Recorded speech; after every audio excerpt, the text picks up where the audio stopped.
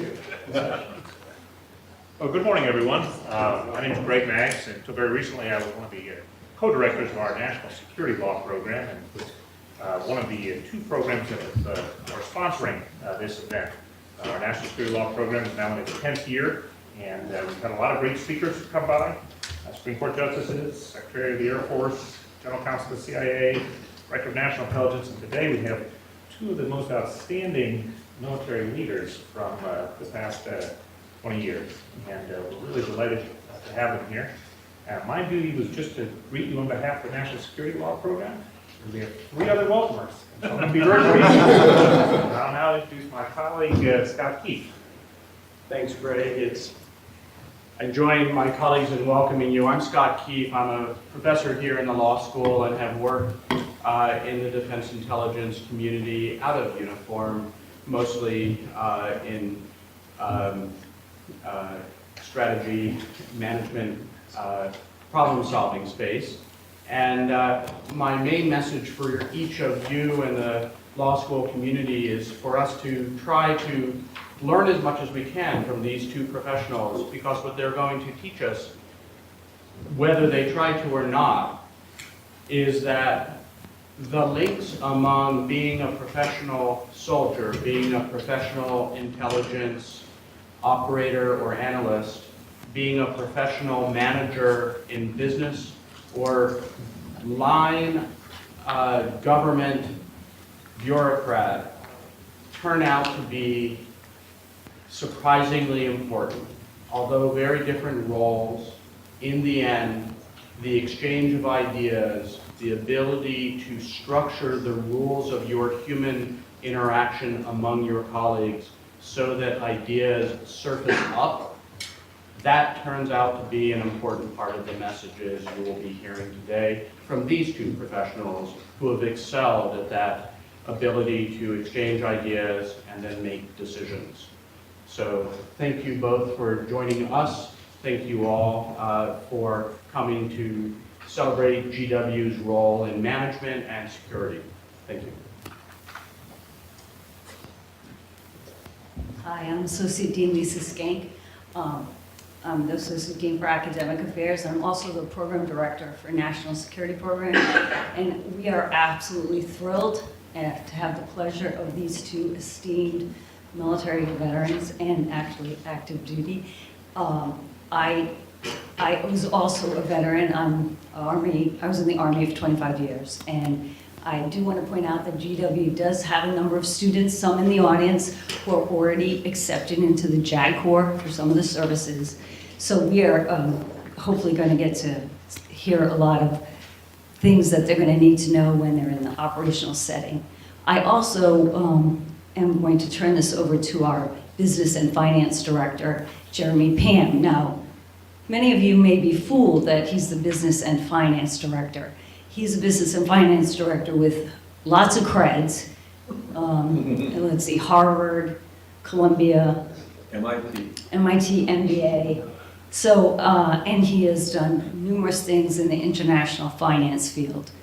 Worked at the Treasury Department as an attaché, worked in a firm for many years, doing international finance. He's at the Peace Institute. He was also working with the State Department in Kabul, as a chief policy officer for the State Department in Kabul, Afghanistan.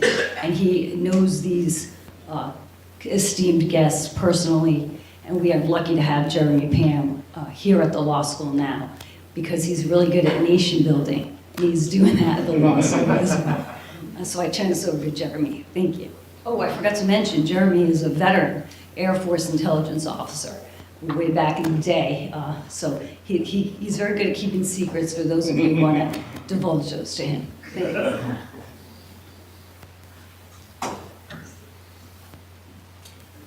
Thank you, Lisa and Judge Maggs, Greg Maggs, and Professor Scott Keefe for those welcomes. Welcome to our esteemed guests, General Petraeus and General Morton, and welcome to all of those of you visiting GW Law for this event. You've just heard some introductory words about our speakers, and there's further detail in the programs. But in order to frame this conversation, let me just add a few notes about our speakers. General Petraeus' bio in the program notes that his 37 years in the U.S. military culminated with 6 consecutive commands, 5 of which were in combat. Because our speakers will be talking about a number of these combat commands, I thought it might be helpful to just lay out the chronology of these key combat commands of General Petraeus, represented in this first slide. As a 2-star general in 2003, General Petraeus commanded the 101st Airborne Division, which was involved in 2 significant activities that will be discussed today. First, during the drive to Baghdad from the south, including in Najaf City. And the 101st then moved to Nineveh province in the northwest, significantly including the area from Mosul to the Syrian border. And General Petraeus and General Martins will talk about both of those events. As a 3-star general in 2004 and 5, General Petraeus commanded the Multinational Security Transition Command Iraq, also known as MNSTICI. In 2006, I appreciate the appreciative laughs for military acronyms. In 2006, General Petraeus commanded the Army's Combined Arms Center at Fort Leavenworth, where, among other things, he led the development of the famous Counterinsurgency Field Manual. As a 4-star general, General Petraeus was appointed in 2007 as commander of Multinational Force Iraq, or MNFI, during the surge. And they will be talking about some events from that period.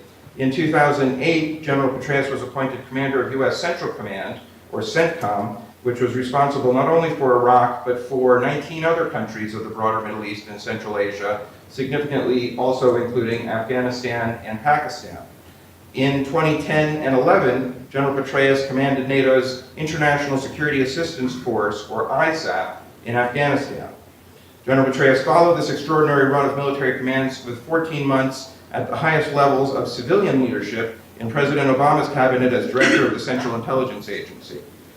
The discussion this afternoon focuses on multiple chapters from General Petraeus' service as a wartime commander in the post-9/11 era, almost every step of them with Brigadier General Mark Martins as a key lawyer at his right hand.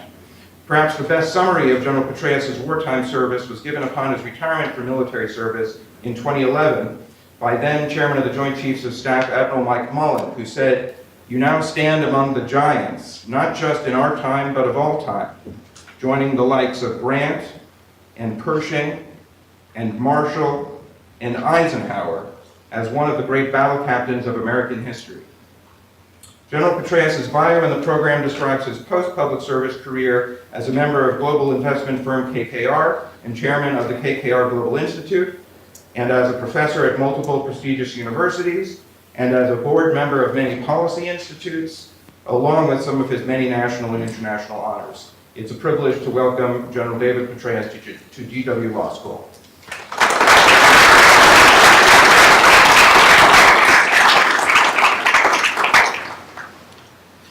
I now turn to Brigadier General Mark Martins.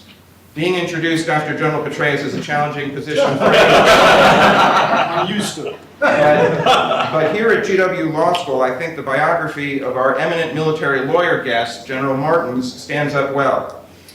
Brigadier General Martins has been called by no less an authority than General Petraeus a, quote, once-in-a-generation officer. Regarding his current position as Chief Prosecutor of the Military Commissions, Reuters observed that if anyone can provide a measure of legitimacy to the trials of detainees in Guantanamo Bay, Brigadier General Mark Martins may be that person. His other experience and credentials you can read in detail in the program. This being an institution of legal education, I'll note that General Martins attended Harvard Law School, where he was on law review with Barack Obama and graduated magna cum laude. Perhaps even more impressively, in 2011, his law school alma mater awarded him, in an impressive ceremony that you can find on YouTube and that I recommend to all of you, the Harvard Law School Medal of Freedom, whose past recipients include, among others, the members of the Brown versus Board of Education legal team, the Chief Justice of Pakistan, whose unconstitutional suspension in 2007 kicked off the lawyers' movement in that country, and Nelson Mandela. In sum, General Martins has had one of the most distinguished careers of any military lawyer currently on active duty.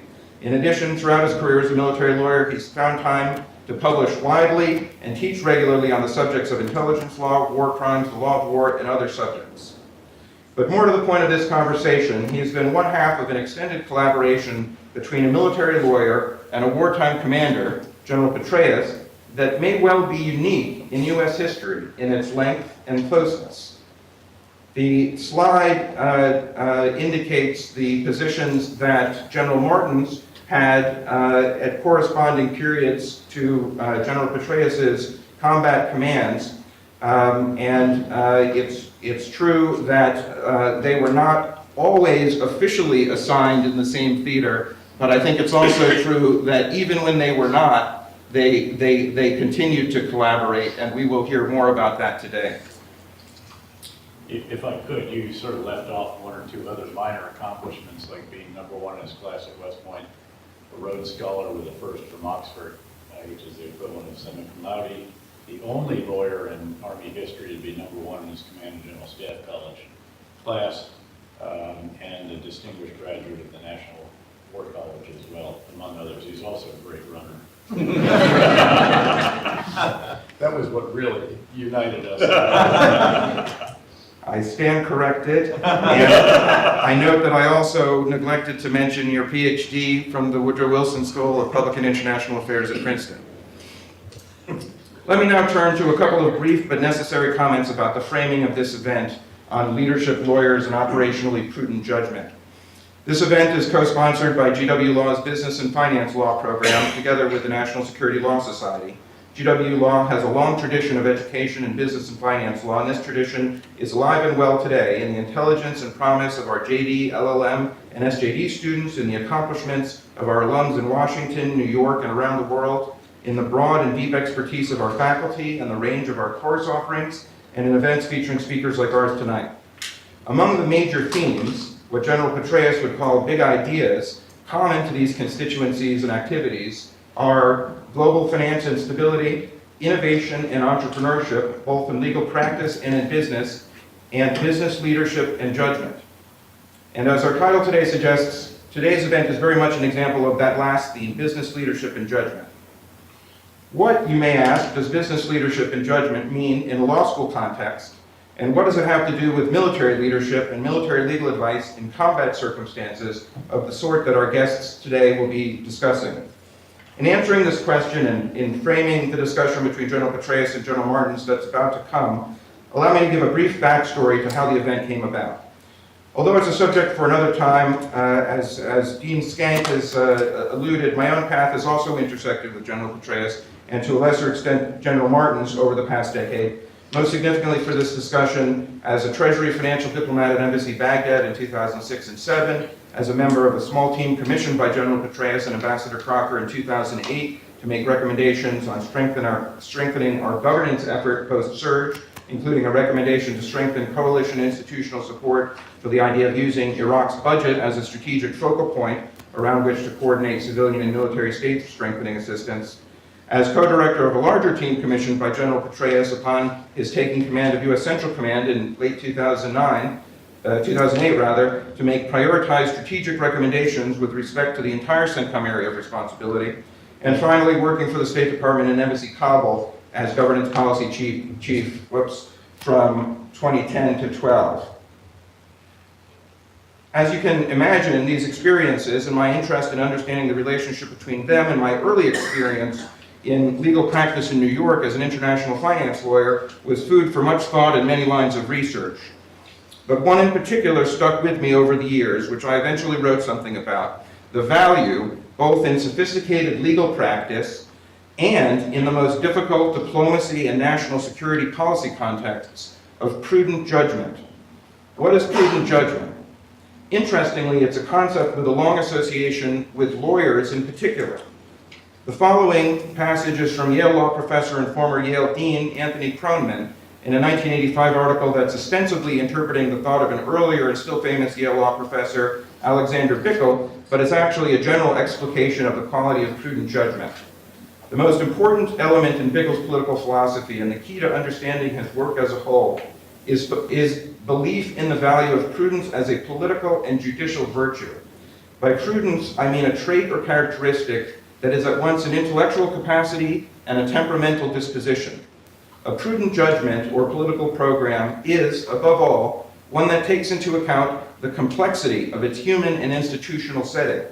And a prudent person, in this sense, is one who sees complexities, who has an eye for what Bickle called the unruliness of the human condition, but is nevertheless able to devise successful strategies for the advancement, however gradual or slow, of his own favored principles and ideals. A prudent person is also one with a distinctive character, a person who feels a certain wonder in the presence of complex, historically evolved institutions and a modesty in undertaking their reform, who has a high tolerance for accommodation and delay and is able to accept the final incommensurability between any system of ideas and the world as it is given to us, with all its raggedness and inconsistency, who values consent but is not demoralized by the process of irrational compromise that is often needed to achieve it. In the prudent person, these qualities of intellect and character are joined. It was Bickle's view that prudence is an indispensable condition for success in the activities of both the politician and the judge. Indeed, Bickle believed prudence to be the defining excellence of their respective crafts, statecraft, and adjudication. Lawyers in the common law tradition have always regarded prudence in the way Bickle did as a virtue of an especially important sort, indispensable to the practice of their craft in all its registers, from the counseling and representation of individual clients to the governance of states. Until quite recently, this traditional view was so well established that it required no defense. That ends the quote from Anthony Cronin. The piece I eventually wrote about it, Prudence and International Strategy, began with this idea from Cronin and then is mostly occupied with exploring the idea of prudence via thumbnail intellectual histories of three representative mid-20th century New York lawyer statesmen who, significantly, were business lawyers. The significance of them being New York lawyer statesmen is that there was something about their experience as business lawyers that contributed to their prudence both as lawyers and as statesmen. But in the course of doing that piece, I also attempted to anatomize the qualities of prudent judgment into four key components, which obviously echo Cronin's formulation, but are further informed by my interpretation of the historical New York lawyer statesmen I'd examined, as well as by my own experience. And these four components are: experience with the complexity that follows from national and international scale activity in matters public and private. Second, a heightened awareness of the uncertainty inherent in complex, especially international undertakings, and from that a humble recognition that the consequences of actions cannot always be predicted or controlled.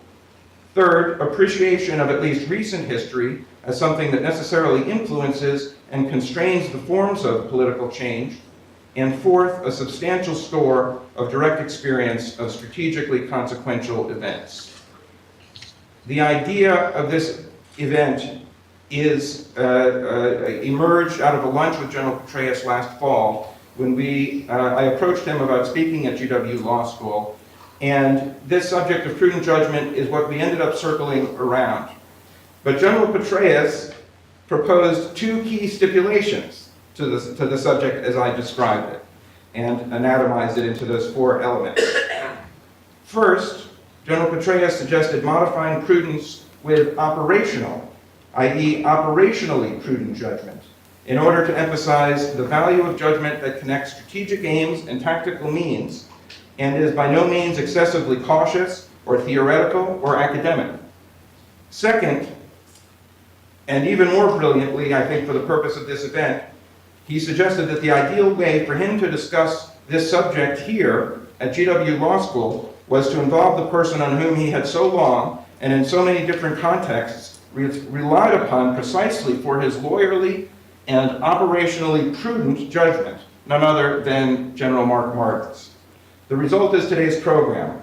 I will now turn over the floor and the idea to General Petraeus and Brigadier General Martins to do with it what they choose, which I understand will focus, in the interest of testing this idea against concrete, real-world cases and talking about their own extraordinary experience on 4 episodes or vignettes from their time together, 3 in Iraq and 1 touching on both Iraq and Afghanistan.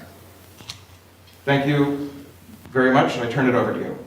Well, thank you very much, Jeremy, and thanks all of you for being here. By the way, there is an empty chair right up here.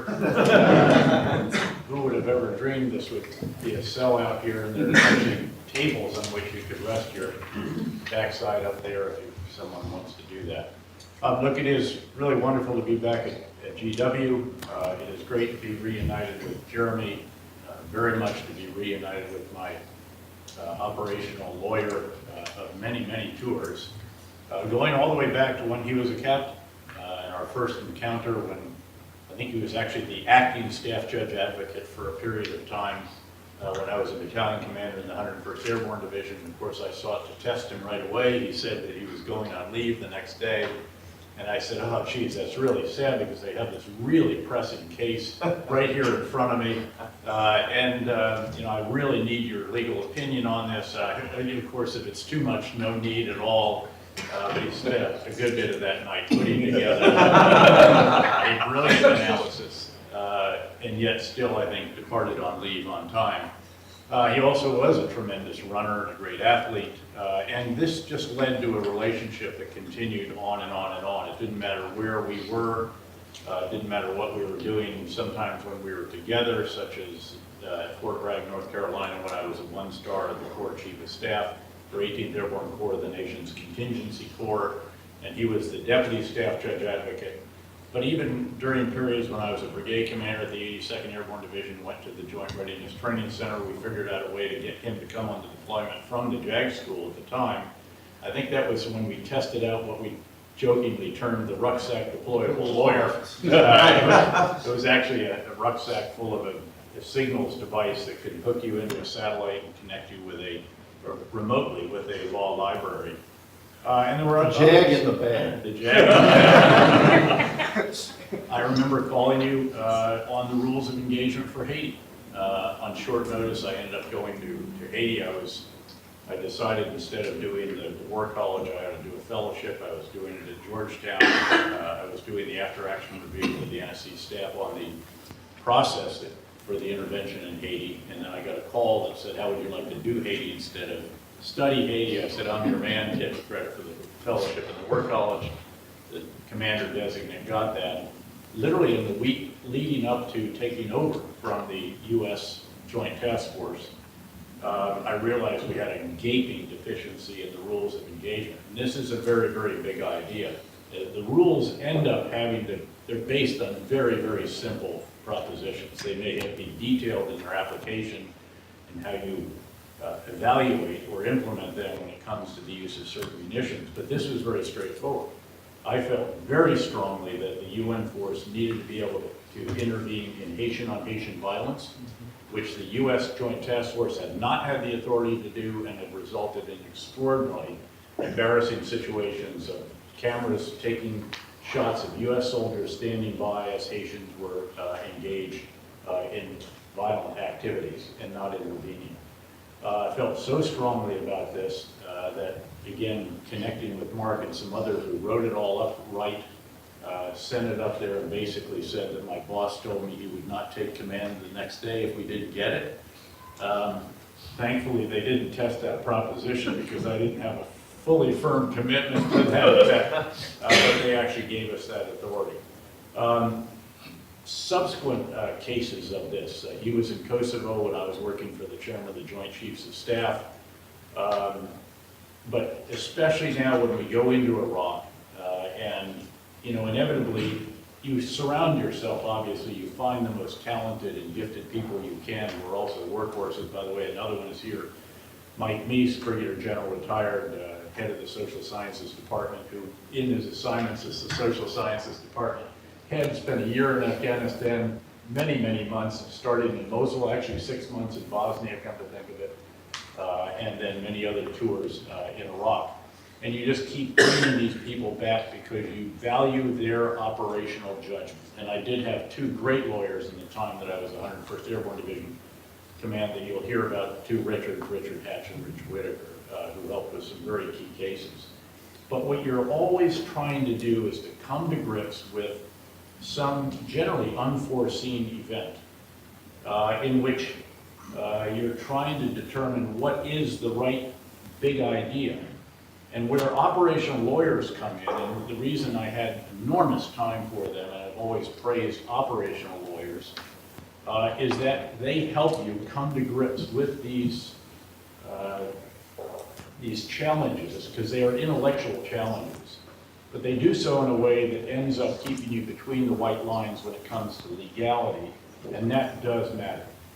Because inevitably, when we have done things that run afoul of international law or what have you, whatever you got out of doing that was not worth the price of doing that, which is one reason why I've always stood against enhanced interrogation techniques, and why the fuel manual that addressed that, also during my time at Leavenworth, did not allow those either. We then had the force of law for the military, thanks to Senator McCain, and now the force of law for the entire U.S. government. So we're going to talk about some of these vignettes as we went through this. And the very first one is... Sir, can I make one up Sure, you comment? can. Yeah. So I met General Petraeus right after getting out of law school. I was a captain, lieutenant colonel, commander of a battalion, and I just want to maybe frame some of the kinds of traits that make for this kind of judgment at the command level, and give some ideas of what it takes for a lawyer humbly to try to keep up with something like this. Actually, I'll tell you a secret. When my very formidable 4'11" Italian immigrant mother met General Petraeus, she told him I was always going to be a work in progress. Try to keep that in mind, and I think he really likes a good challenge. So he's kept after me all these years and carried me along. But two traits I noticed from almost the first time I saw his unit. And when you come into a unit, within a few minutes you can tell some real important things about the unit. And then I accumulated other experiences with his personnel and his organizations from the time he was that battalion commander of 700 to 1,000 troops until he was commanding hundreds of thousands. And these are the two signature qualities that have stood out. One is original thinking. Thinking outside the box is become a catchphrase and a cliche. This is the real deal. It is disciplined thinking, courageous to take on all of the received so-called wisdom, and then combine that with a very dispassionate, sober assessment of the facts, looking at the full view, and anticipating obstacles rather than letting them slap you in the head. Okay, so original thinking, this intellectual component, combined with number two, is an infectious intensity, energy, and optimism. And you can see this, and Mike will say the same, those of us who serve. It affects everyone around him and the organizations that he's in. And what it yields and fosters is a kind of accountability that is the best kind. It's people who want to be accountable to the mission and to each other. So those are the qualities that I saw that enabled, I believe, the development of this kind of judgment that linked up tactical engagements, immediate battles, just the thing you can't really figure out because it's the fog of war, with strategic ends. It's the connective tissue. And we just talked about ROE, which are one of the most important ways in which commanders do it. And now we're going to slip into sort of an application of ROE here in Najaf, Iraq. Sir?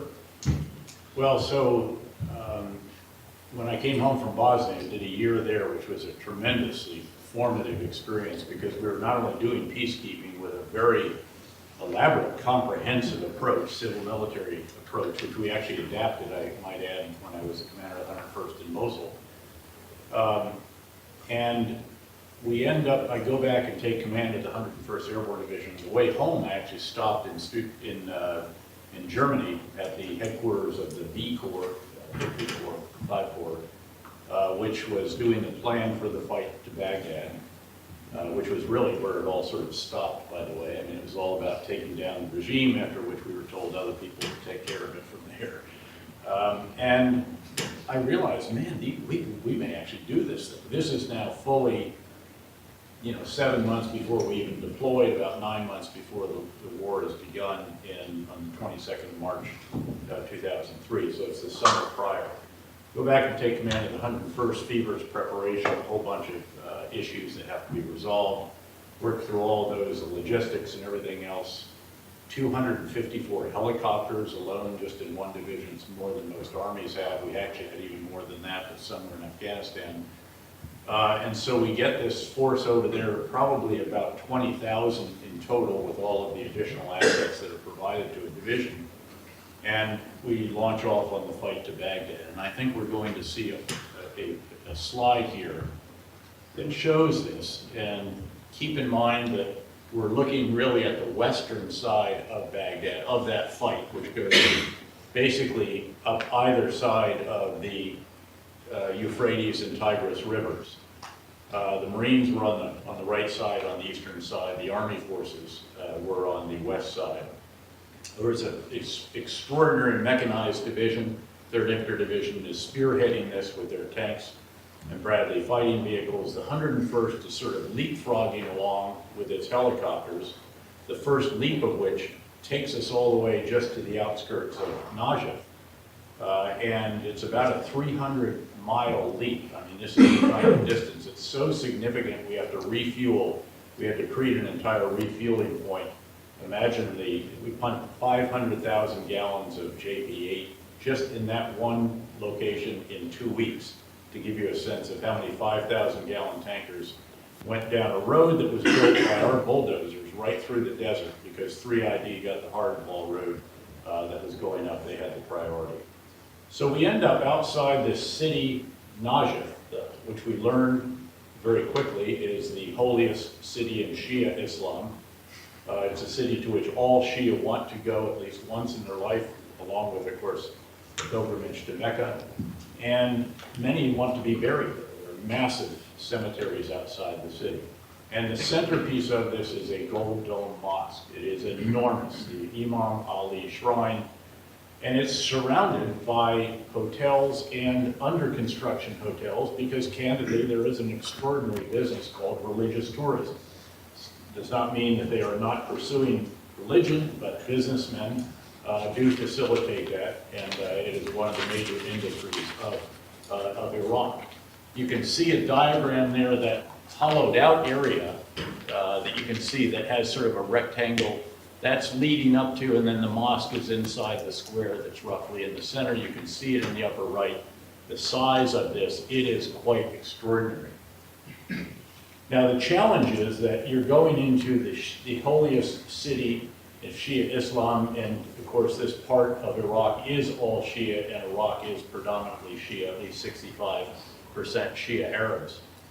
And this is where we begin to operationalize the rules of engagement about protected sites and so forth. And we had a huge printout and then digital maps that had these sites on them. So it's not just this particular location. There were dozens, if not hundreds of others inside Najaf, again, a city of 500,000 people, which had very substantial army bases inside it, and also Saddam Fedayeen, who turned out to be the fiercest of the fighters, which were sort of an irregular kind of guerrilla fighters, some of which wore uniforms, some of which did not. That used vehicles that were not distinguishable in all cases from friendly vehicles and so on. So we're realizing the enormity of what this is going to take. We're originally assigned a mission by the Corps commander that is called Contain the City, and really just keep it from affecting the lines of communication which we were using, which went to the west of the city. And I realized that we could sit there and contain this place until Baghdad fell and beyond. And I called up my boss and I said, why don't we give it a shot? Let's see if we can take down Najaf, if we can secure Najaf. It'll give us some experience, because we thought that the fight in Baghdad, a city of 7 or 8 million people, was going to be weeks, if not months long. And so this was going to be a bit of a training ground. And by the way, we even ran a thunder run through it. We had an attached tank battalion, ran right through it, had a lot of shooting at it, but nothing that was particularly significant. So we decided to use all 3 brigades. Each brigade is somewhere around 4,500 air assault troopers. Some of those were lifted in by helicopters, others by vehicles, encircling the city, and then to go into it. The night before we did this was the very end of a very feverish planning process for operational lawyers as well as our targeters, because we dropped probably somewhere around 40 or 50 what are called JDAMs, Joint Direct Attack Munitions, very precise 500-pound bombs that land right where it is that you want them to land by and large. And in many cases, it sounds like a huge weapon. It's not that big, frankly. If it penetrates a stone building, it might blow up that room and put a hole in the roof, but it's not going to do much more. So you had to put multiple of these into the buildings and into the military compounds and some of the bath party sites if you really want to destroy them and not just do damage to them. In addition, I think we may have dropped some 1,000-pounders into some of the Army barracks that we were going to have to clear and that we were very concerned about, because if you have a dug-in enemy, I don't care how many assets you have, you're going to lose soldiers. We had a concept that was that this is, at the end of the day, the 101st for all of our helicopters. 3 entire battalions of Apache attack helicopters can basically take down a small country, and just about did. 72 of those. Light attack helicopters, of course, we had close air support overhead, all kinds of different platforms. But we set this up so that when the first soldier actually makes contact, he's got a soldier overwatching him. That team has a team overwatching them, that squad has a squad, and you work it all the way back. Because when that first soldier got exposed, I wanted to bring the whole world to bear, because infantrymen can melt away if you do not do that. We literally had medevac aircraft already pushed up near the city. We had refueling points, rearming points, field hospitals, first-line care very near it, and all the rest of that. But what we were very concerned about was that we would do damage to the Imam Ali Shrine or the other very sacred sites. This is a very, very significant issue. This would be a tactical issue that would have a tactical mistake that would have strategic ramifications. And again, keep in mind, this is the first major urban site that is going to be secured by American forces. And so we gave very, very strict guidance about, not even a ricochet to take a nick out of that Gold Dome mosque. Now, this was made more difficult because you can see that rectangular area there, and even around the mosque, the shrine itself, lots of hotels, some of which were under construction. And so if they don't yet have walls and windows, but they do have floors, snipers and others and heavy machine guns and so forth can get in there, set up on you, and you can't pick them out all that easily because, of course, they're not silhouetted against anything, and only the muzzle flashes or what have you. So we have to take those out, and we're going to use attack helicopters, in some cases bombs or heavy machine guns to do that. But you can imagine the challenge that this did entail, and frankly, an enormous credit to our forces that are closing in on all 3 sides, or really the entire surrounding the city. Not a single nick was taken out of that Gold Dome mosque, nor was there any damage done by any of the munitions that we dropped, the precision munitions. In each case, the targeting, again, was confirmed. Operational lawyers work with you. They enable you to do something that you want to do, but do it legally, and that is hugely important. I don't know if you want to expand on the role of that, of what lawyers were doing here. Couple of observations, sir. So the law in this is rather simple. This is the law of armed conflict. Religious places, objects are to be protected. Hospitals are to be protected. Military objectives are what you're firing at, and you're doing that with proportionate force, targeting it to minimize collateral damage. But there is an exception in the law of war under the Hague and Geneva Conventions for misuse of protected places, and the general spoke of up to 200 Saddam Fedayeen are in this shrine and around it. That's just in that area. There's plenty others all around elsewhere, battalions in the north and east and so forth. Yeah, so the legal issue is not that hard. There would have been authority to shoot if you were being shot at. But the cultural significance, the political significance, and the turning against you of a population that was frankly ready to start welcoming you, had you nicked the shrine, is just enormous. So the laws, this is one of the bigger things I'd like to pull out, is the legal piece may be overwhelmed by lots of other things. You're not flying solo in this endeavor if you're a lawyer.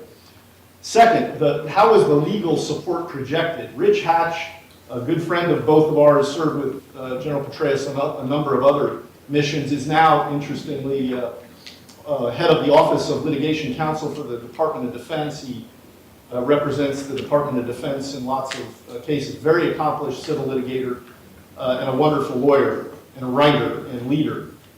17. Let me just add, I was very fortunate to be not only commander of a division, but also commander of an installation. And Rich Hatch was actually the installation lawyer. He was a full colonel. My division staff judge advocate was only a lieutenant colonel. It's a big difference in experience, frankly. And what I did was kept my hat spinning, and I said, Rich, you and your whole team are coming with me. We'll get a bunch of reservists to come in and backfill you at the garrison, together with the overall garrison commander, and also I'm taking the division legal team. So I ended up with twice as many lawyers, generally, as any other division, because very few others were actually installation as well as division commanders. And then, in fact, we pulled forward the reservists and said, backfill them too. They were very, very useful to us. The qualities that a lawyer has, the ability to reason, to think, to write concisely, and to present, are always in short supply.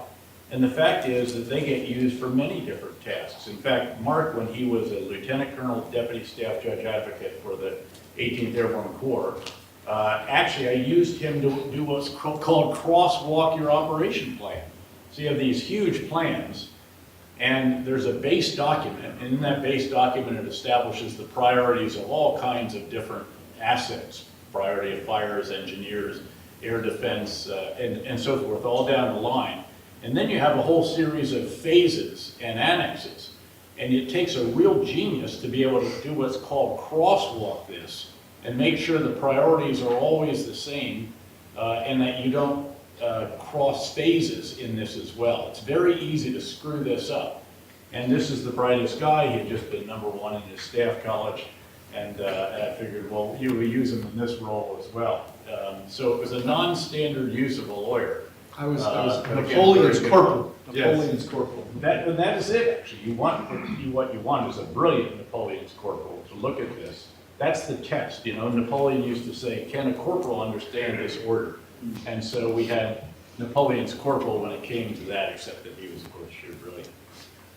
Well, these were very capable judge advocates. I was actually still in Kuwait with the 1st Armored Division. Yeah. We're studying this for when we get to Baghdad, which is another sort of nuance of trying to learn operational judgment. You're looking very closely at recent precedents to see what you can learn from them. But Rich Hatch, Colonel, Major Dave Ward was the judge advocate down with the brigade here.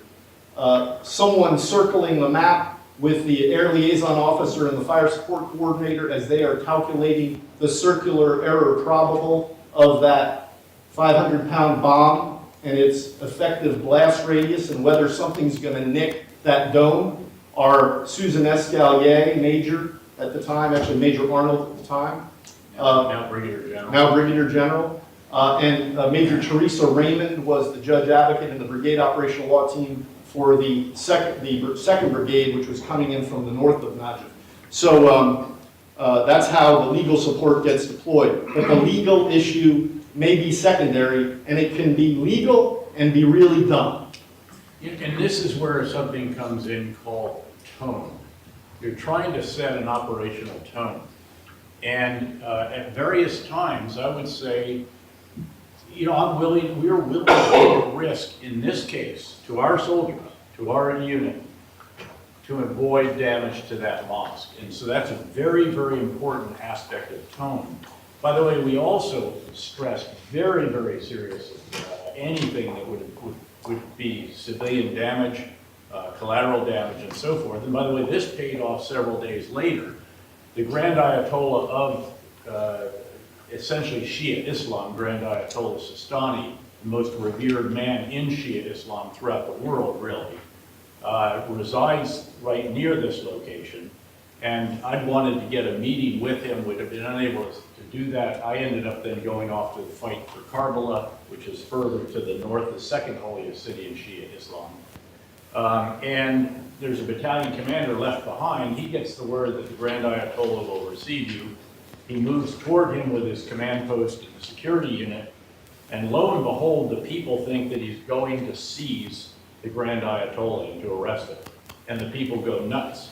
And the battalion commander has the presence of mind to order his unit to take a knee, to point their weapon down, to wave and to smile. And he has even more the presence of mind to have a CNN TV crew with him, filming it all for posterity, which is quite an extraordinary moment. But getting in the minds of the commanders the tone that you're going to set. By the way, as Mike will recall, later on in Mosul, there was a period where I wanted the population to know that we were angry, that we were very distressed about them not turning over bad guys, harboring some bad guys, and so forth. And we literally set out to change how we actually interacted and engaged the population from one that had been very cheery and very friendly. And they picked up on that. People said, "What's up?" I explained to them. They said, "Oh, we're very concerned. We will do what we can to pass the word." Tone matters, and there are cases where commanders turned a blind eye to something or said, "Screw it," or rough them up, or do whatever, and this inevitably backfires. And I might jump forward pretty quickly, actually, to one that we weren't going to do, I don't think, except that when we get up to Mosul later, all of a sudden we have something we didn't plan for, frankly, and that is that we are stuck with detainees. So we get on the ground in Mosul, we do the fight to Baghdad. Baghdad falls much more rapidly than we'd expected. We start to move over to where it was. We were told we were going to secure, which is the Baghdad International Airport, which has the ramp space for 254 helicopters, thankfully. And then all of a sudden we're told that we have 36 hours to air assault north to Mosul, even longer than this particular air assault, and to calm down, get a city under control that is literally in flames, and a city in which a very small U.S. detachment got so overwhelmed and scared that they killed 17 people, 17 civilians in putting down a riot. We get up there, we do that, we blanket the city with forces. We do, by the way, essentially what we would do years later in the surge, which is live with the people. That's the only way to secure them, and so on. But all of a sudden, we do end up taking some detainees because there are some bad people there. We have to take them, either kill or capture them, and we're stuck with them because the higher headquarters won't accept any more transfer of detainees. They are overwhelmed with what they have. And I sit down with the lawyers and we're trying to figure out, what do we do?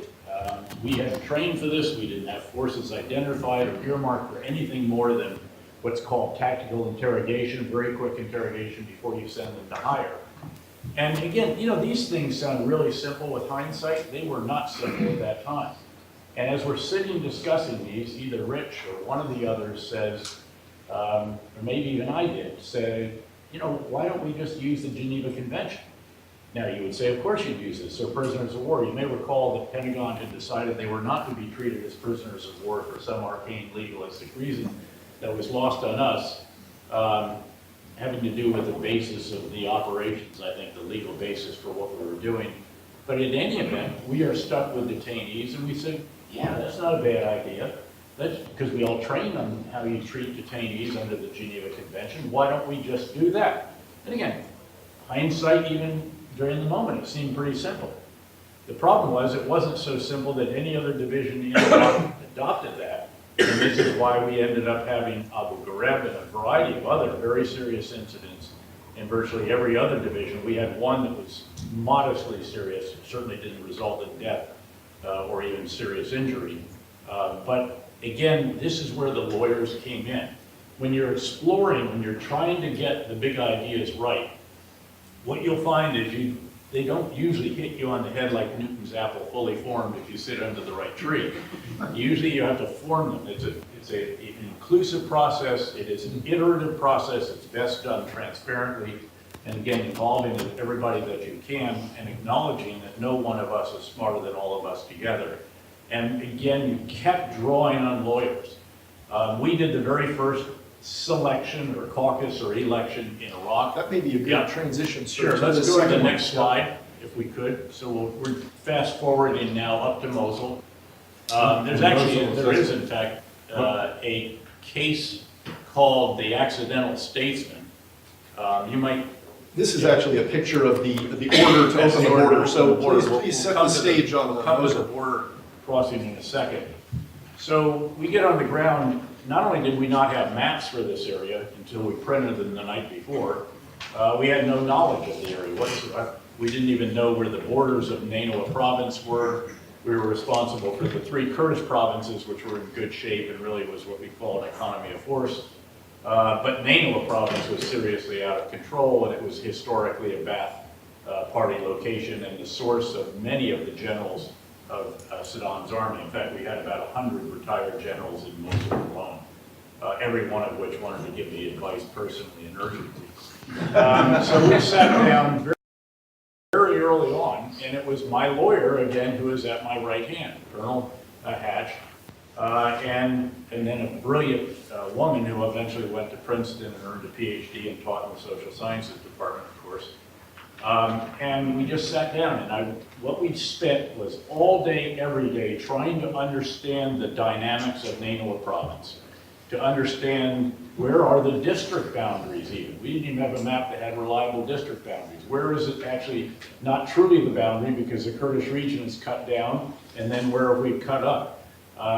What are the different elements of society that should be represented in a provincial council? Because I decided very early on, if we don't know anything about this, why don't we get some help from the people who do, i.e. those who actually live here? And we set about trying to create essentially governance that met 3 criteria. It had to be representative of all of the different elements of society, and it had to be responsive within means to them as well. In this case, it was going to be interim, but it ended up being much more durable, frankly, and we adjusted it over time, including, by the way, adding female members later on, something that we just couldn't get across the finish line initially. So we crafted, I finally personally decided we'll have a provincial council that will consist of this many members, it will have this many Sunni Arabs. This is a Sunni Arab majority, but a very sizable Kurdish population. By the way, there were 2 different political parties of the Kurds that you had to accommodate. There were Shia Arabs, there were Shia Turkmen, there were Yazidis, there were Shabak, sizable Christian population, and on and on. And we sought to have, again, a provincial council that would represent all of these elements, and then with the means that initially we provided to them, would be responsive to their needs to the best of the ability. And so within 2 weeks, we held a caucus. I mean, the truth is that I knew what the outcome was going to be, which is a good situation. I later got advice when I was a 4-star one time from the president of Uzbekistan, who had been in there for about 20 years at that time. He said, tell President Bush, never hold an election unless you know the outcome. We endeavored to do that in this case. I didn't know specifically who would end up filling each of these because there was competition among the different segments of the population, but we ultimately ended up with something that had, there was a generals group, there was the university, there were medical, there were businessmen, there were all the different tribal elements were represented, all those different ethnic and sectarian groupings that I mentioned, and then a representative from each of the districts that comprise a province as large as that. And this is about a 2.5 to 3 million person province, one of the larger ones in Iraq. Now, as this is now going along, we're feeling pretty good. The population's happy, they're actually going back to work, they're signing, all of our different units covered down on a different ministry. There was one thing missing, money. And we realized over time that everybody in Iraq had been employed either directly or indirectly by the government. It's just the way it was structured. There was no true free enterprise. Even the free enterprise that looked and smelled and acted like free enterprise was controlled by some ministry activity in some fashion. So we desperately needed money to pay the government workers, which was essentially all of the workers of Nainoa province. And we set about trying to find if any of the banks, we had intelligence from one of our agencies that said that one of the banks had actually safeguarded money. And so we put out an all points bulletin, we found the president of that bank, we brought him in, sat him down, and I started having a conversation. I said, well, intelligence tells us that you, as the president of the Rocky Dane Bank, safeguarded the money, and your bank was the only one in Nainoa province not looted. Looting in Nainoa had been horrible. And he looked around furtively and he said, yes, that's correct. I said, and now someone hopefully, I said, and I understand it's enough money to pay all the government workers of Nainoa province. He said, that's right. Yep. He said, it's all in plastic. We flooded the basement and it's all underneath the water there. We'll have to drain it and pull it out. And I said, fantastic. Well, let's do it. And he said, oh, well, I don't have the authority. I asked who had the authority. He said, the Minister of Finance. I said, I hate to inform you, but I mean, I just came from Baghdad, and not only is there no Minister of Finance, he had fled or been captured, there's also no Ministry of Finance left either. He said, yep, so sorry. But then he looked at me and he said, but you have the authority. I said, you're right, and actually I did. As the occupation force commander under the Geneva Convention, which we had been studying again, not just for detainees, but for what authorities I had, which was essentially all authorities. I owned Nainoa province for all intents and purposes. We could give that kind of order. And in fact, he said, make it in order. We like orders.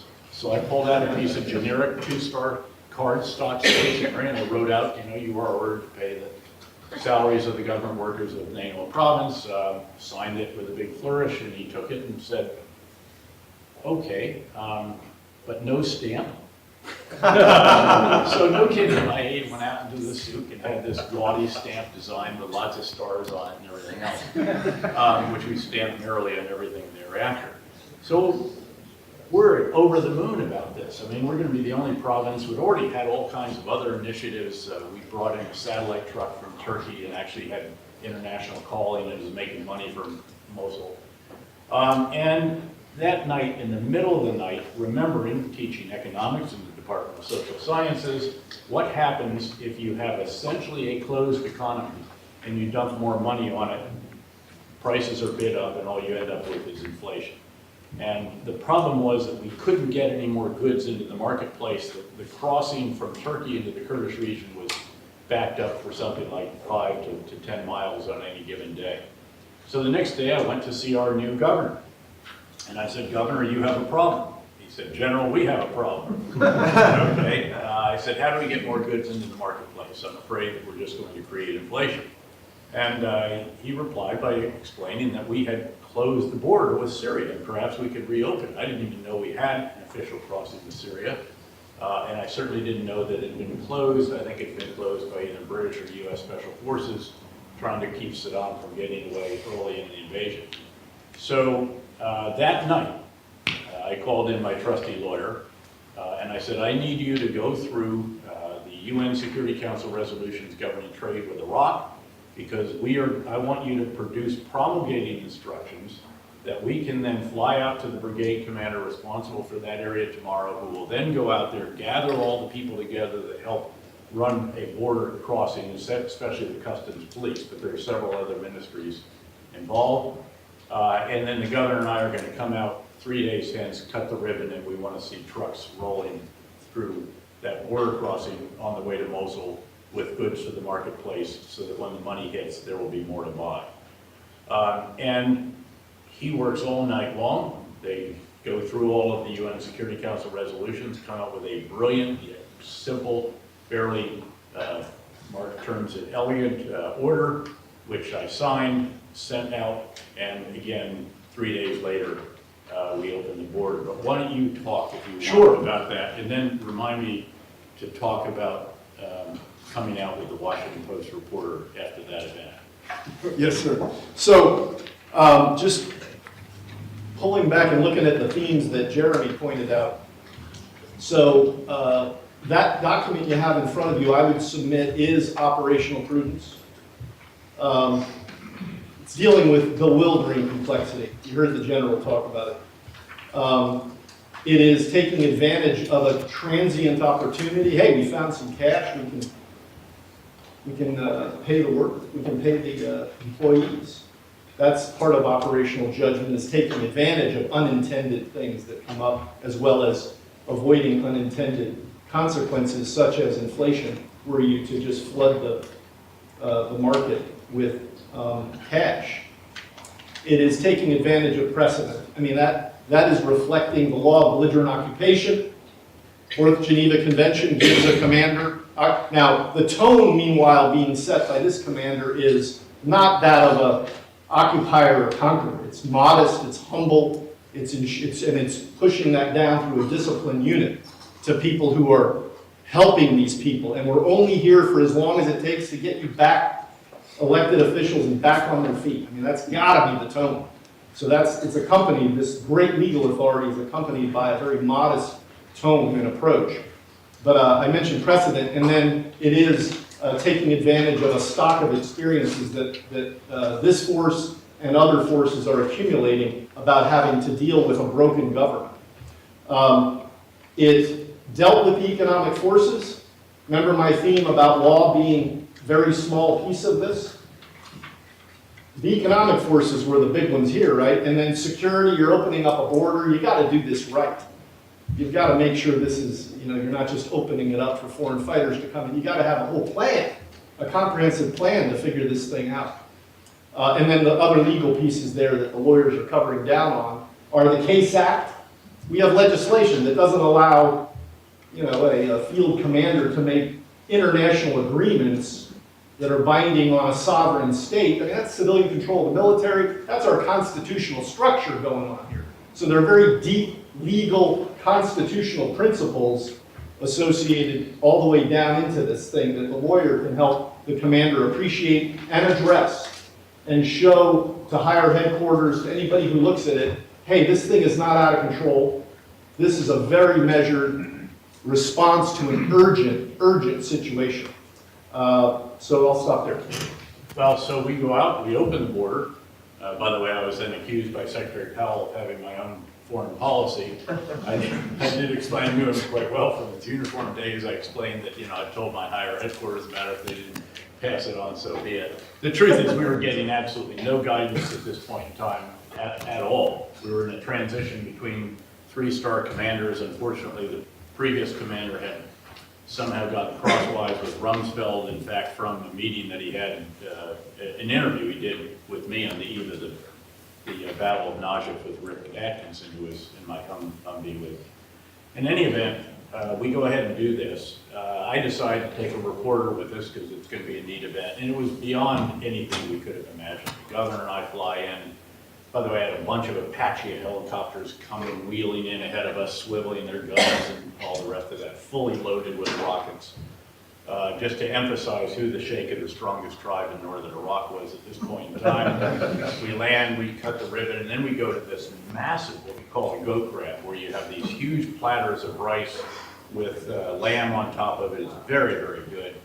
And just literally hundreds, if not 1,000 sheikhs and other leaders, because this is the lifeblood of northwestern Iraq, this whole customs process. You get quite considerable taxes. Obviously, there's all kinds of concessions that build up around us. We even built truck stops out there and everything else. So it's an extraordinary day, and it was one of the best days I had in Iraq, and there were relatively few of that magnitude. But as we're pulling out of there, and again, the Apaches are wheeling around, and we're flying away, and all the sheikhs are waving and saluting, and I'm waving down like that. The Washington Post reporter who's got his headset on, he said, "General, what is this like? I mean, this is just fantastic. What does it feel like to do what you've done today?" And I said, "Gosh, it's sort of like being a cross between being the Pope and the President." And of course, you can guess what the headline is. Washington Post said the next day. I barely survived that one. In any event, so now we're going to fast forward, actually. We're going to jump through, by the way, when I was the Min Sticky commander, this is the train and equip program. I went to the chairman of the Joint Chiefs, Mark was his deputy legal counsel. I said, can you loan him to us just 2, 3, 4 weeks? And he sent him over, and I sent him back about 6 months later. And he helped us with a whole bunch of, in fact, he actually wrote the national security strategy, come to think of it. That's another job with Dr. Muwafaq al-Rubai, who would linger as the national security advisor all the way through the surge. Anyway, so go back, we do the counterinsurgency field manual. By the way, he wrote the legal chapter of that, of course, regardless of where it was that he was assigned at this point in time. And we go back over and implement the ideas in that strategy, and every one of which is the big ideas of the surge, which is the surge that mattered most, the surge of ideas, not the surge of forces, is literally 180 degrees different from what we were doing prior to that, where we were getting out of the population's faces, as it was termed. We lived with the people. You have to. It's the only way to secure them, and security was job one, and on and on. Now, one of the big ideas was that you cannot kill or capture your way out of industrial strength insurgency. You have to reconcile. By the way, we've done reconciling up in reconciliation in Mosul after the de-Baathification. I got special dispensation from the Coalition Provisional Authority head, Ambassador Bremer, to do that, and it was very successful, except that ultimately 4 or 5 months down the road, Baghdad refused to support it in the form of Dr. Shalaby, who was the head of the De-Baathification Commission, and it sort of collapsed, and Mosul ended up about like the others did, tragically. So we know that we have to reconcile. We're going to have to sit down across from some of those who have our blood on their hands, because you can't kill all of the bad guys. Now, we do intensify the effort after the irreconcilables, those who are not willing to reconcile or are such senior leaders that we cannot expect them to do that. But now, all of a sudden, we have the so-called tribal awakening. The tribes want to help, and they actually want, their young men will oppose Al-Qaeda in Iraq and the Sunni insurgents, which is what we focus on first. And initially, they're willing to do it for no pay. They just want to get security back in their areas. Over time, some of our more enterprising commanders realizing that these guys are performing the service, and they would sell scrap metal that they found or a variety of other ways of raising money. So I remember going back to Mark, who now goes back with me to be the staff judge advocate for the multinational force Iraq, and said, Mark, we have to find a legal way to use the monies we have authorized and appropriated for the Commander's Emergency Relief Program to pay these guys for what's called fixed site security. They're basically on every crossroads all throughout the Sunni areas of Iraq. But it's not clear that we can do this. And again, you do not want to run afoul of spending money that Congress has given you for one purpose for something for which it wasn't intended. There's an act for that as well. And so, again, over to you on this one. Sure, no, this is actually one where the strategic level had to move. And we had to have a rich consultation with and education of the strategic level to get them to recognize the conditions on the ground. Just to go back to the start of the Commander's Emergency Response Program, which eventually became enshrined in legislation, it actually starts with about $770 million of ill-gotten Ba'athist Party funds. Which we captured. All the U.S. units captured during the fight to Baghdad. In aluminum boxes, stacks of $100 bills. First, you make sure people don't get sticky fingers on the Iraq, turning it in, and you secure it and you account for it. You bring in Treasury Department people to make sure those really are what you think they are, and you secure it.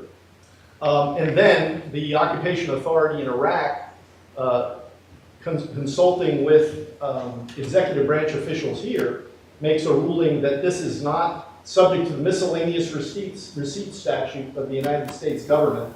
This is not American, these are not for the government of the United States when we got it. So it stayed in Iraqi hands for the benefit of the Iraqi people. And the operative phrase was emergency relief and reconstruction projects for the benefit of the Iraqi people.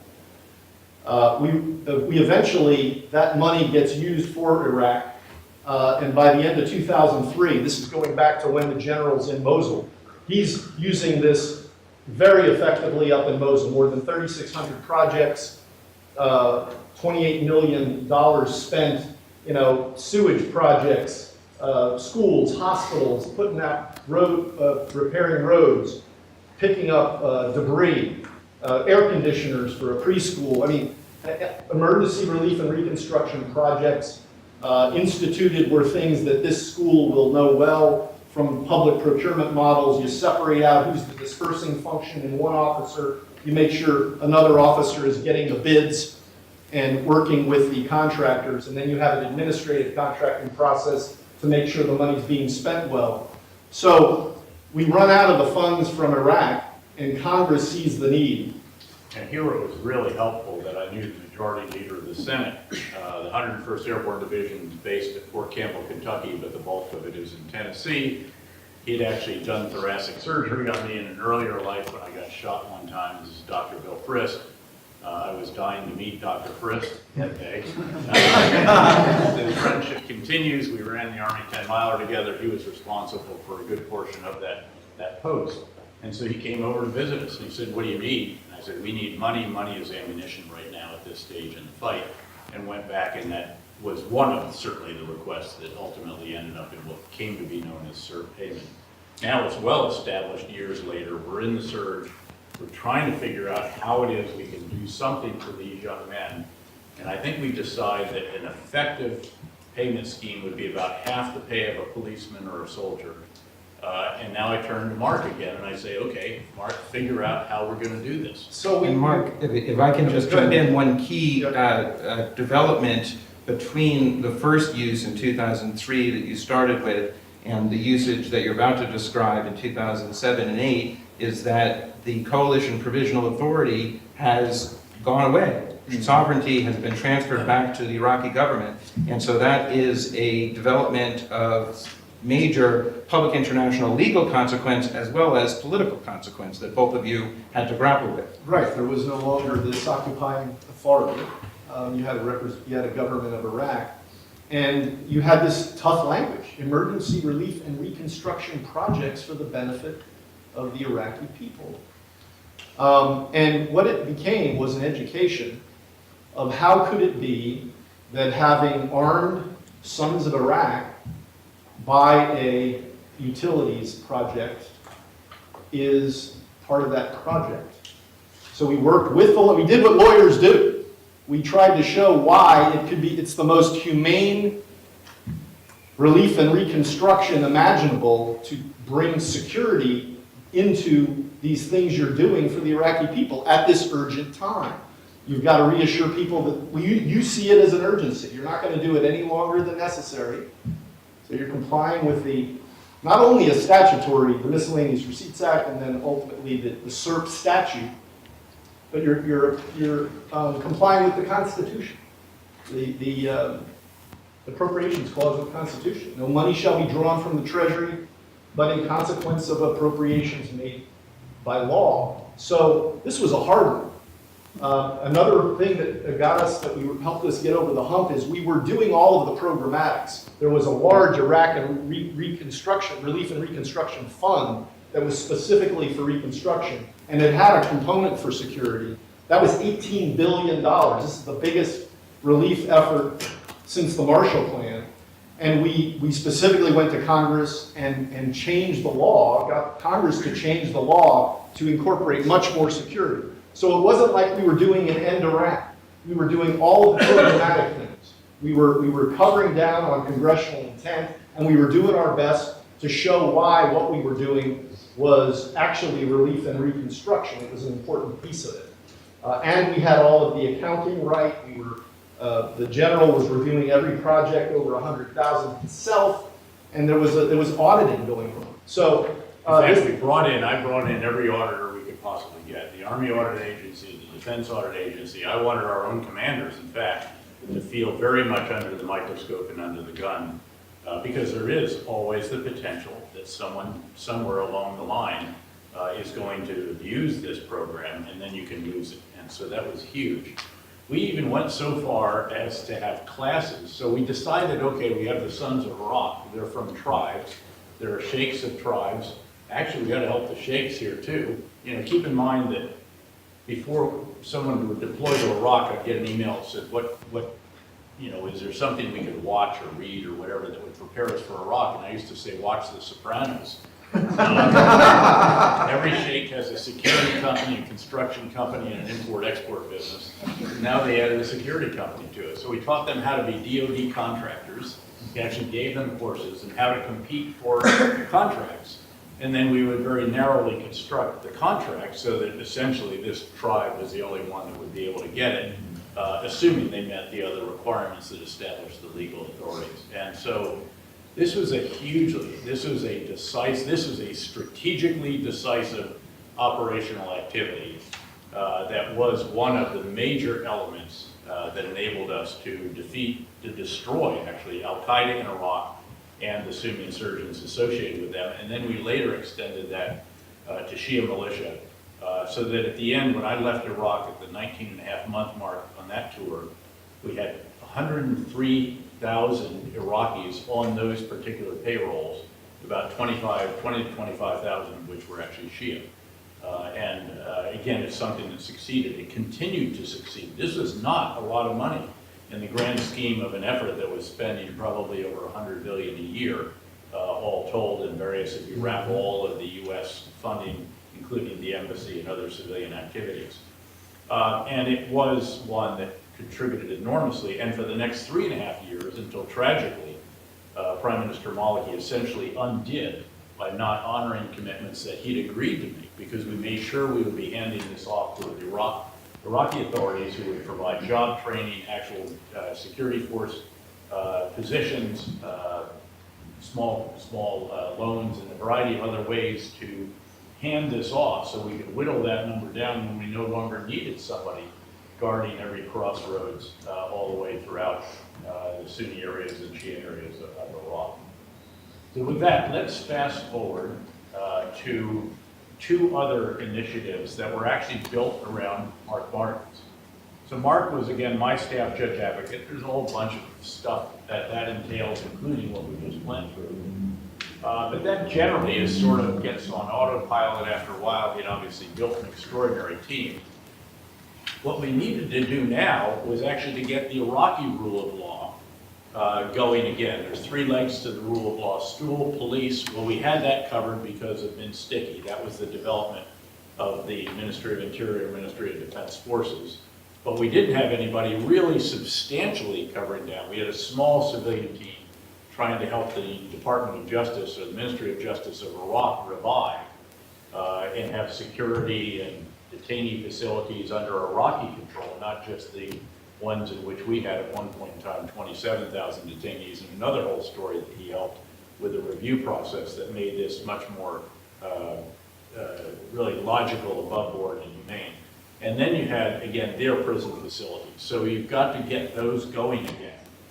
And we had something called the Rule of Law Task Force, I think is what it was called in Iraq. By the way, later in Afghanistan, where he spent 2 years as well, including the year with me, we built something called the RALF-A, Rule of Law Field Force Afghanistan. He was a 1-star by then, and he commanded that, again, doing the same thing for Afghanistan. In each case, the reason that the military had to take this on was because the civilian agencies just couldn't provide the numbers that we really needed. And so we had to get to first supplement that, and then ultimately Mark became the continuity because they were also rotating every 3 to 6 months, and he was there for 2 years. So do you want to talk briefly about what you did in that regard, because that's another very instructive effort. Yes, sir, thank you. And the opportunities you gave me to do that were, I believe, were part of this operational effort. We're linking up, we've got to get, we want to leave. We want to set the conditions for ourselves to leave. That's the strategic idea. How do you do that? You build governance. You don't necessarily give them more armament and tanks. You got to do that too. But you got to help them with governance. The problem is, and I'll use the Afghanistan example, is that there are really strong antibodies in lots of places for the military to be involved in rule of law. And of course, our allies are based on a NATO group of countries. International Security Assistance Force was broader, but we had a lot of NATO countries that have very bad memories of military courts. So with all of these antibodies, even having the military involved in what I was trying to do was logistical support, security. I was trying to just get manning into these districts that had gaps in key offices. But we had to do it in a way that was sensitive to all of these concerns, and they were legitimate concerns. And accommodated what we called Afghan good enough law, which meant below the district, you really didn't have it. It was tribal. It was sheikhs and so forth, elders, but you, at a certain level, you start to actually capture the Hukuk law and so forth. So again, this is also very sensitive. We weren't trying to impose our legal system on Iraq, on Afghanistan. We were trying to help them reestablish their system. And just as an aside here, there was a country that in the beginning in Afghanistan, when things looked a heck of a lot easier than they turned out to be, countries raised their hands and said, yeah, I'll take this, I'll take that. And one country had raised its hand and took the rule of law aspect of it, less the police. And they had typically somewhere between 5 and 10 people in country actually doing that. Now, of course, that's nowhere near enough. You can't even get out of Kabul with that. And again, we're talking about trying to help Afghanistan have humane treatment of detainees and prisoners and so forth, and a reasonable conflict resolution mechanism. This is what this is about, so that people aren't fighting each other. There's actually some system to which they can go and get redress, so they don't have to go to the Taliban or some other paramilitary or element like that. And so I gathered the major ambassadors together. I think I've been on the ground by then about 4 months or so. I'd known about this for years because I did an assessment one time for Secretary Rumsfeld on the way home from my 3-star tour in Iraq, and identified this shortcoming. And I told them that we were going to do this, and it wasn't, it was basically, in fact, Mark by then was the Deputy Chief of Staff at that time for that year. And it didn't go down particularly well initially. Now, I tried to be diplomatic about it, noted that, reluctantly, but we have to do this, and so this is our intention. And it took a little bit of convincing of folks, but ultimately it was just undeniable that that country or any countries were not going to be able to do what was necessary to accomplish the tasks which we're racing against time to complete, because we'd already been told when the drawdown was going to begin. So back to you now. No, that's great. I mean, that was our mission. These are my command slides. Next slide, please. Can you go back to the general mentioned Hukuk? So we were not imposing Jeffersonian governance on these folks. I mean, we were trying to be sensitive to dispute resolution that they had. And this was civilian-led. This was led by the Afghan Independent Directorate of Local Governance. We were executing their plan. We were helping them execute. We found cooperative officials who were willing to deploy brave Afghan prosecutors to the fraction of provinces in Afghanistan that didn't have key rule of law positions filled. Judges, prosecutors, and these dispute resolvers, Hukuk, the Hukuk mechanism. And you can see, look at those are the provinces that lacked them. They happen to align almost perfectly with the provinces that were in armed conflict and the provinces in which the Taliban were popular. You put a good prosecutor, judge, not even a good one, a good enough one, someone who's not really on the take. Prosecutor, judge, chief of police, and Hukuk. Taliban poll in the low single digits because they lead with governance. They lead with dispute resolution. It's draconian, but that's one of their selling points to the people, is we'll keep you from getting preyed upon by a warlord. Okay, so if you go forward, so our concept was, with the support of General Petraeus and the government, go to my last, there you go. We were in the key districts where we needed to fill this rule of law gap, and we were putting teams out in these districts. Now, this is below the provincial level. This is now the local area district. Generally speaking, someone can walk to the district capital in a full day. That's territorially what a district is historically in Afghanistan. And it had effects.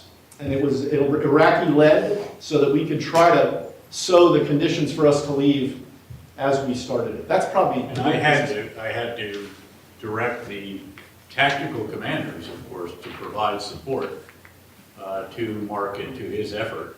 A lot of courageous legal officers who were part of this, but at the end of the day, you needed infantry units and others to provide the transportation, security, logistics support, and so forth. And so it became, to be candid, this is something we should have started years ago. I wish we had, along with the anti-corruption effort, which H.R. McMaster, as a one-star by that point in time, had been engaged in all of this stuff all along as well. In each of these endeavors, he created that. Lots of hard lessons learned in this country in particular. The one that Admiral Mullen, the chairman, described as in Iraq we do what we must, in Afghanistan we do what we can. And so this has been the sort of the economy of force effort, as it would be termed. Look, we've held for, why don't we, I'm willing to go 15 minutes of questions if people have those. And so if you want to have fire away, just give it a shot here. Who is going to be brave and bold on a Friday afternoon to keep us here? Yes. Hi, I'm Larry McDonald from the Treasury Department. I was very pleased to hear you weave economics and finance into your case examples. Well, you remember, of course, the counterterrorism finance task force, which was yet another little saga, because we had to take the money away from the extremists, as well as the weapons, the explosive experts, the command and control, the sanctuaries, et cetera, et cetera. Indeed. I mean, in short, I think you make a compelling case for the importance of prudence, not only in security decisions, but in policy decisions and virtually all aspects of governance. You, I think, very helpfully identified some of the critical components of prudence, tone, leadership that is more than open to, but is proactively seeking input from a number of different disciplines that are relevant to the problem. I think you've also been appropriately prudent in not overstating the case for prudence. Prudence. By the way, this prudence allows very aggressive activity at various times. You have to be, and we amped up, as you may recall, something like 15 targeted, high-risk special mission unit, not just special ops, but special mission unit operations per night at the height of the surge in Iraq, and almost that in Afghanistan. My question is, how would you assess the state of prudence in policymaking today? Take whatever aspect of governance you want. I personally think it is relevant, and it is, in some sense, the foundation for good policy making across the board, whether it's economic policy making or security policy making. And then perhaps less controversially, what would you say are things that can be done to, whether it's through education, through events like this, through engaging in policy deliberations and public debate, that would help enhance the stature of prudence in the very important decisions and policy deliberations that take place every day in this town? Sure. First of all, we get too hung up on prudence. I mean, prudence is crucial, don't get me wrong. But what you're trying to do is you're trying to exercise a comprehensive civil military counterinsurgency campaign, which, by the way, all elements of which are still needed in Iraq and Afghanistan and Syria and anywhere else we're engaged against this type of enemy. Although, thankfully, we're not the ones having to do the frontline fighting. Many of the components that we had to do during the surge in Iraq, or else the country was going up in flames.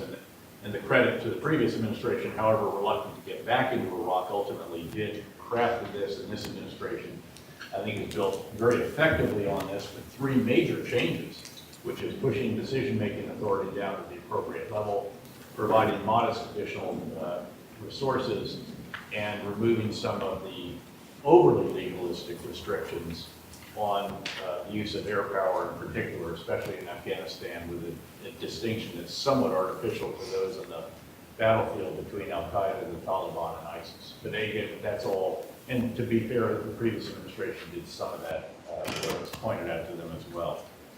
I think the policy making, really all I can talk about the national security policy making. I think that H.R. McMaster has run a competent and impressive policy making process. Certainly the messaging component of that has not always been distinguished by the greatest of discipline at the upper levels, but what has been the outcome of that generally is, again, I think, quite more than solid. And the national security strategy that was crafted in less than a year, no agonizing over it, got it done. I mean, again, these things, when you're doing them, seem so incredibly important.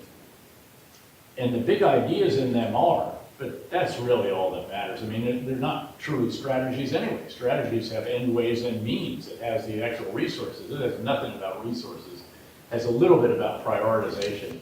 But what it really does is it conveys a worldview that in this case, I think is a bit more realistic perhaps. Now, it's also some years further than the last one that was published, and then that allowed the publication of the National Defense Strategy and so forth. So again, I think that that process has been really quite impressive and competent, and he has a very good team of people there, by the way. HR, who did the strategic reviews during the surge in Iraq, did the strategic review for Central Command, and then deployed to Afghanistan as a one-star, having been picked on a board that just coincidentally, I'm sure, publicly known I was the president of, going back to serve on the only board, promotion board I served on in my life.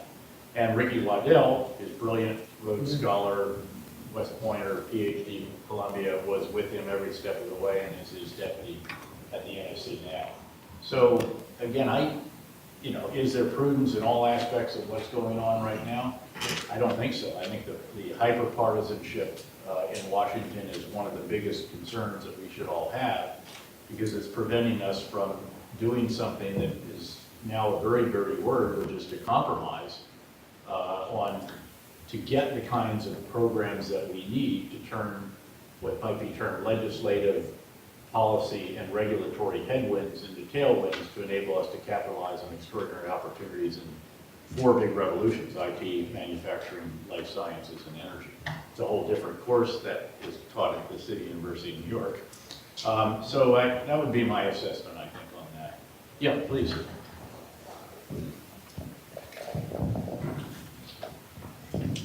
First of all, thanks to both of you for being here. It's really quite a wonderful opportunity for us. You're both students of history. Certainly General Martin talks a lot about the value of precedents. As you look back, I mean, we've had some great successes in what's a term not often used, nation building anymore, but Germany and Japan, you'd have to say we had great successes. I think South Korea, we had a great success. Obviously, we had an absolute disaster in South Vietnam. Where do you place Iraq and Afghanistan along that spectrum? Are you optimistic that eventually we're going to get closer to at least to South Korea, or have we not learned all the lessons from Vietnam? Obviously, I know you must have both studied a lot these past precedents and thought about them as you took on your work. Sure. No, look, I think, again, for those who are still in the academic phase of their life, what you should always seek to do is every thesis, every dissertation should examine a subject that will enable you to develop intellectual capital on which you will draw later in life if you're fortunate enough to be in a position to do so. And so my dissertation in grad school was on the American military and the lessons of Vietnam.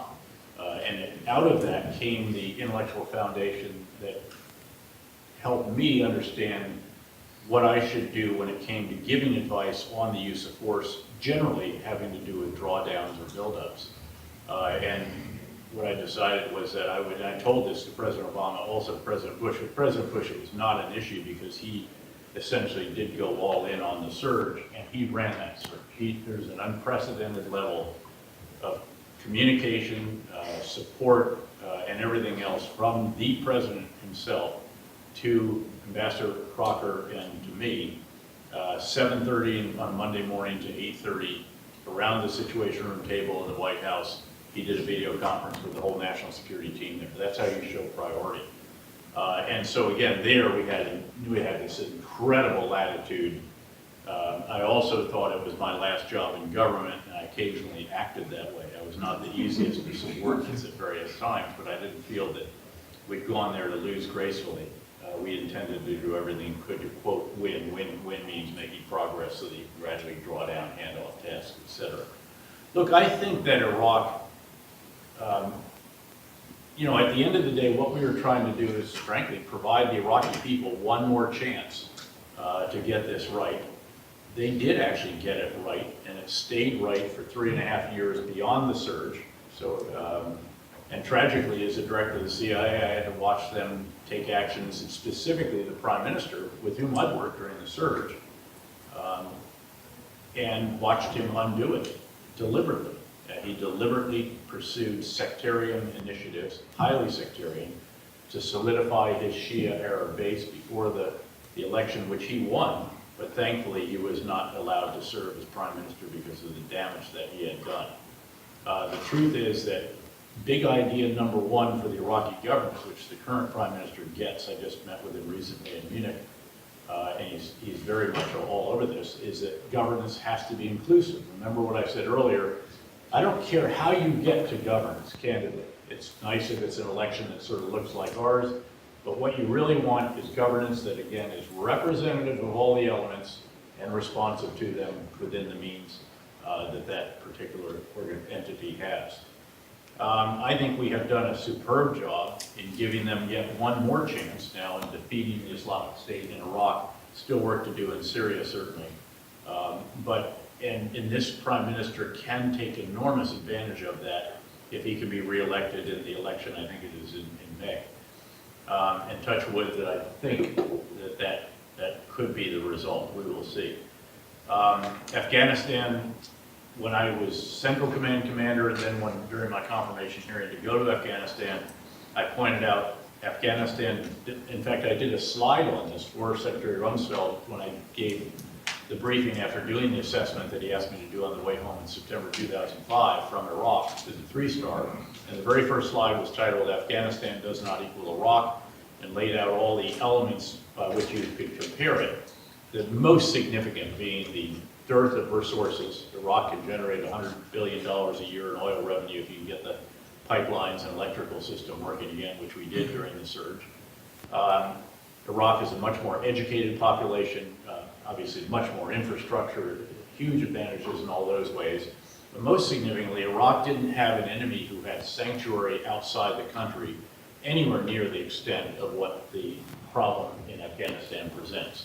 The Taliban, the Haqqani network, Al-Qaeda, Islamic movement in Uzbekistan, you name several others, they all have headquarters that are either in Balochistan province of Pakistan or in the federally administered tribal areas of Pakistan. And that is a massively frustrating situation.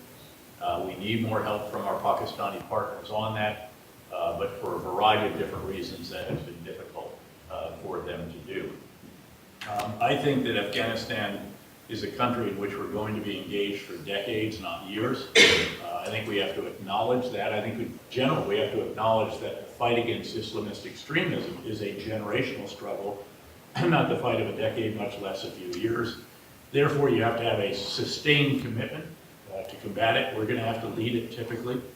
It has to be a comprehensive campaign, but ideally without us doing all of the elements, as we've been able to do in Iraq and in Syria, and to a degree in Afghanistan, successfully, but minimizing the expenditure of blood and treasure, because those are the criteria that determine sustainability of a sustained commitment. And if you can keep the casualties down, you can keep the money down, the American people, I think, are willing to stay with something, as they showed with the case of hundreds of thousands of troops on European soil during the Cold War, still tens of thousands in Korea, and so forth. So one last question, I think. Yep. So, John, I'll just be very quick. Sure. A big part of your success, as you have both told the story of your collaborations with each other and your collaborations with peer groups up and down the chain of command and across different national boundaries, there have been two themes. One theme was how you ran your executive suite so that good ideas got percolated up to you as a decision maker.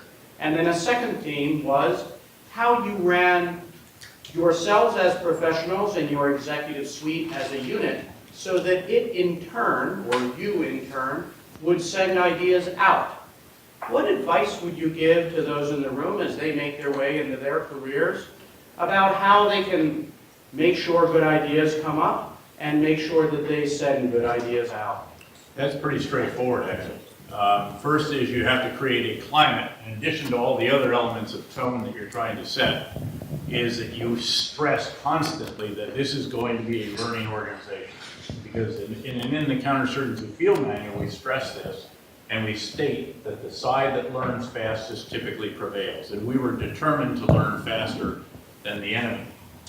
So that's, first of all, again, setting a climate. But then you operationalize that by, for example, every time the two-star division commanders gathered together, which was once a month. So now you have battle rhythm activities that actually foster and enable you to do this.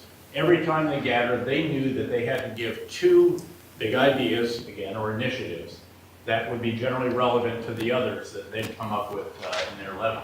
So we wanted to foster exchange, and we did this in the daily battle update and analysis. They would actually capture all of my remarks, push it out to all the, not just the 3-star, 2-stars, but the colonel level commanders, of which there were probably 40 or more, maybe more than that if you actually added just the combat commanders were probably in the 30s to 40. And then we had structures all over the battlefield, lessons learned teams. I used to chide them, and I'd supervise these at the 3-star at Fort Leavenworth, the Army ones. But there were Army, Marine, Joint Forces, Asymmetric Warfare Group, a Special Ops element, Special Ops 1, Counterinsurgency Center from Iraq itself, all over the battlefield, constantly trying to identify lessons. Again, I chided them. I said, you don't learn lessons.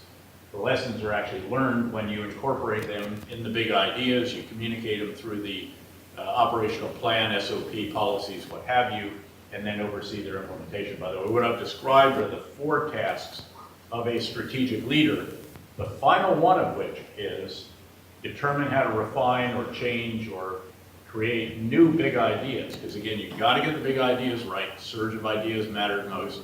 You have to communicate them effectively through the breadth and depth of the organization so that the individual soldier, as we term them, the strategic corporal or strategic lieutenant, who's carrying out tactical activities with potentially strategic implications, understands your big ideas and the tone and all the rest of this. And then you have to oversee the implementation. This includes your own battle rhythm and all the activities that you have on a daily basis, a weekly basis, a bi-weekly, then monthly was the gathering of commanders, and then even a quarterly command civil military campaign plan review that the ambassador and I oversaw with everybody there. Hugely painful exercise, but we had to do. But one of those was this 4th step, which has to be formal. It just can't be that you think about how to refine the big ideas in the shower while running or whatever else. And they would come in, and the chief of staff, a 2-star, would oversee a process that culminated with the heads of these different organizations presenting to me, again, lessons that they believed needed to be learned. By the way, it wasn't enough even to learn it for our own organization. I then reached back with a 1-hour video conference to the commander who replaced me at Fort Leavenworth, who oversaw what we termed the engine of change for our Army, which included control of doctrine, organizational structures, training for large collective training, all leader development courses, commissioned, warrant, non-commissioned officers, variety of personnel actions, materiel, and so forth. And so I would push to him, this is what you need to do back in the big Army to refine all of those elements and what was termed the road to deployment, all of which we had overhauled during the 15 months that I've been privileged to command out there. So that's what we sought to do. And again, you have to have a battle rhythm. And I would get very cross with my internal group. You know, we had schedulers, aides, enlisted aides. We had 3 captains who did nothing but plan trips. Had an executive officer, had brilliant people like Mike Meese and others, had a whole little think tank, had a speech writing element. All of this is helping you implement the activities on your battle rhythm, which by the way also included twice weekly, going out and going on patrol with units and then interacting with Iraqis actually out in communities, so you got a sense of what is really going on out beyond the green zone or your bases or whatever else. What do you want to add to that, Mark, as a follow-up? I would say, I'm looking at what is the quality of the senior leader, attempting to emulate it, and the quality that I saw was, how do you make individuals willing to accept change? There's a social component to this, there's just a way you interact with people. And one of the things that I thought was critical was, how do you get them willing to take a fresh look, even if it's kind of a hidebound organization? I think it's a function in part of the intellectual discipline, the willingness to visit the precedents that they're cherishing and speak about them in those terms and show why what you're doing is continuous with much of the spirit of it and much of the genius of it, and yet adapting to a new situation. But that would be the one nuance I would add to the general's obviously a thorough and comprehensive approach to that. I might add one other, actually, if I could, and that is that yet another very important activity that I did is that we even had a template for every one of these visits with units. It didn't involve going into a command center or a conference room and getting PowerPointed to death. We insisted, in fact, to do it on the hood of a Humvee or an armored vehicle. That's it. And then we're going to go out and see for ourselves with your soldiers. And we have a whole series of interactions with the Iraqi local leaders, with Iraqi security forces, with our soldiers, coalition forces, commanders, and so forth. But always when I would get back, we would gather company commanders. These are captains who typically had between 5 and 7 years in the Army or in the Marine Corps or other services. And no one else in the room. And I chose them because most of them had had at least one tour downrange already. So they're seasoned. They're not just, going to pull the first impression out of the air, but they've seen this, they've lived this. And more importantly, they're the last level of command that knows every casualty by face, not just by name or number. And they feel a huge responsibility as a result of that. To them, casualties are absolutely personal. And I would lay that on them and say, I understand the responsibility that you feel. And so your responsibility now to me is to share with me. Everybody had to give, again, a lesson. But I also, if there's an issue that you have, I want you to surface it that hasn't been resolved successfully. I want you to surface it. And they would. And by the way, at the end of that, and I'd say, I'll try to cover for you. I'm not going to expose somebody who opens up something. But I will also give you my email address, and it's subsequent to this, if you have an issue that you don't feel the chain of command, keep in mind between them, above them is a lieutenant colonel, battalion commander, a colonel brigade commander, a 2-star division commander, a 3-star corps commander, and then get to me. You send me an email, and I will do the best I can to deal with that issue. And I got a lot of emails. By the way, I also said I'll give you a letter of recommendation anytime you need it in the future, because we had a whole little factory that did that for people as well. They didn't put the village idiot inside the tent with me, as you might imagine. They put their best and brightest. So that was yet another. You're just constantly harping, we have to be a learning organization. For what it's worth, for those that actually want to pursue this further, I did a whole website. I'm a senior fellow up at the Kennedy School of Harvard, and I built a website on strategic leadership that lays out these 4 tasks and then illustrates how you employ those for major change. And I did that twice, once the surge and once actually as a 3-star in the Army. Prior to that, when the Chief of Staff told me on guidance, shake up the Army Dave, and I said I can do that. One last comment for the students here. They ask, so what is it that helped you get ready for these moments? Because again, you do have to be lucky, by the way. But luck is what happens when preparation meets opportunity. I could have gone all the way through a career, never had the opportunities. In this case, we did. But I did try to prepare. For me, the difference was what might be termed out of your intellectual comfort zone experiences. These are experiences that you normally wouldn't have. And so, remember I mentioned that instead of doing the war college, I did a fellowship at Georgetown. Then instead of finishing the fellowship at Georgetown, I deployed to Haiti. Instead of going to the Ranger Regiment at one point, I went to Princeton and did graduate school. Instead of doing something else, did the social sciences department. There are a whole series of these along the way. And for me, it was those experiences which confront you with something that is very different.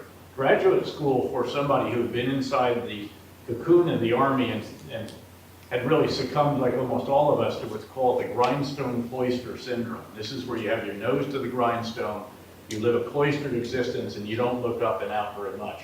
And all of a sudden, you're among people who just don't see the world the same way you do and are seriously bright.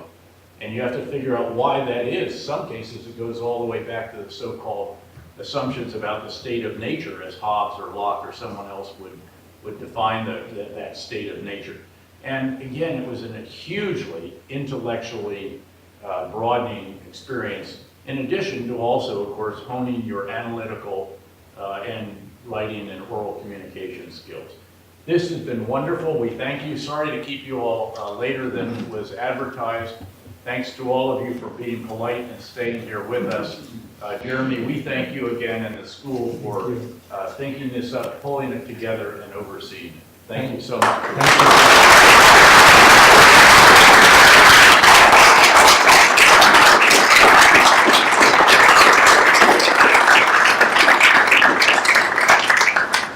Thanks again to General Petraeus and General Morton for being so generous with your time, your experience, and your thinking. And thanks to all of you for coming. We have a reception to follow, I think we've seen a master class in leadership, the importance of which has always been recognized, if sometimes honored in the breach, as well as the sometimes less appreciated virtue of prudence, which has a lawyerly history, but obviously is a virtue of statecraft and state people and the wisest judges and counselors of all sorts. Thank you.